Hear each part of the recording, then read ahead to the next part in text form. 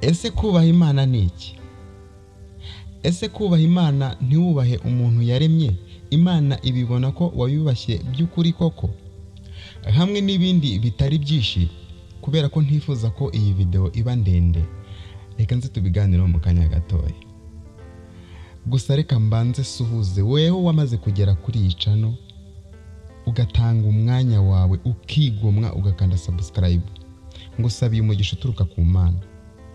Kandi nawe mushyashya ugeze kuri iyi channel bwa mbere, nguhaye ikaze. Ukande subscribe, ufungure inzogera, kugira ngo ibiganiro ducishije ahangaha ujye ubasha kubibona. Ducishaho ibiganiro, ducishaho indirimbo, mbese ibintu bigiye bitandukanye. We kujya ugira n'iki na kimwe uhomba. Tudatinze, ngiye nk'uko bisanzwe nitwa Rukundo Damas. Reka dutangire. Turifashisha ijambo ry'Imana dusanga muri Bibiliya yera mu gitabo cya Yobu ibice 28 n'umurongo wa 28. Haranditswe ngo, maze ibwira umuntu iti, dore kubaha Uwiteka nibwo bwenge, kandi kuva mu byaha niko kujijuka. Ijambo ry'Imana ritubwiye ko kubaha Uwiteka aribwo bwenge. Ariko se ubikora gute? Abantu bamwe na bamwe muri no minsi hari ibintu bibeshyaho cyane. Akaba azi ko kuba yarabatijwe, kuba afite umurimo akora mu itorero, kuba afite ayobora korali cyangwa kuba ari umuririmbyi, ibyo bihagije ngo abe yujuje ibisabwa ngo abe yubaha Imana. Nyamara ugasanga hari ibintu adakora kandi aribyo byari bikenewe kurenza n'ibindi byose. Kubaha ikiremwa muntu. None se umuntu aje akakubaha ariko ntakubahire umubyeyi wawe, byakunezeza? None se weho mubyeyi, umuntu akubahiye, akubashye, ntakubahire umwana wawe, byo byakunezeza?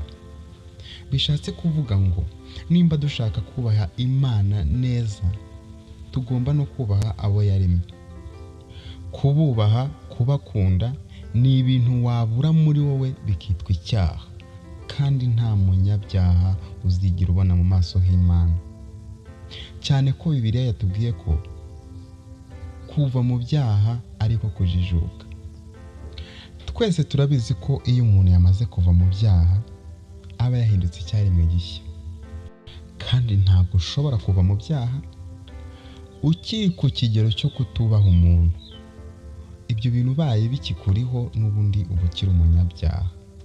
Ariko njyewe weho muntu wanjye wowe ukunda kunkurikirana, ikintu cyatumye nkora iyi video, nashakaga kukubwira ko biba byiza cyane iyo wubashye mugenzi wawe, iyo wubashye umuntu ukamukunda nk'uko Imana ibidutegeka. Usibye no kuba uzabona umugisha mu gihe tuzaba tugeze mu ijuru, Imana ikabiguhembera, tukiri no mu isi bikugirira inyungu nyinshi. Kuko turabizi neza ko buri kimwe cyose ukenera, uko cyaba kimeze kose, guhera ku munyu cyangwa guhera ku kindi kintu icyo ari cyo cyose uzi ukenera mu buzima, ntabwo ushobora kukibona hatabayeho umuntu. Umuntu ni uwo kubahwa rero. Twubaha abantu, twubaha abo dusengana, twubaha abo tugendana, twubaha abo tubana mu masosiyete agiye atandukanye. Umuntu wese ahava akagera, umwubahe, umukunde, kuko hari igihe Imana yazabikubaza. Imana ikakubaza ati, cyagiye wa muntu utubashye, wa muntu wanze, wa muntu wagambaniye, wa muntu watutse, wa muntu wasuzuguye, burya nawe arabirebaga kandi ntabwo byanejeje. Ndizera neza ko muri twebwe nta muntu wifuza kuzisanga muri urwo rubanza. Dukunda abantu. Reka dusoreze ahangaha. Ndizera yuko tuganire kandi ibintu bigenze neza. Ikiganiro nakagaruka. Gusa ndagushimira wowe twatangiranye kugeza dusoje. Imana iguha umugisha. Habaye hari igitekerezo wumva ushaka kutwandikira, wacyandika muri comment.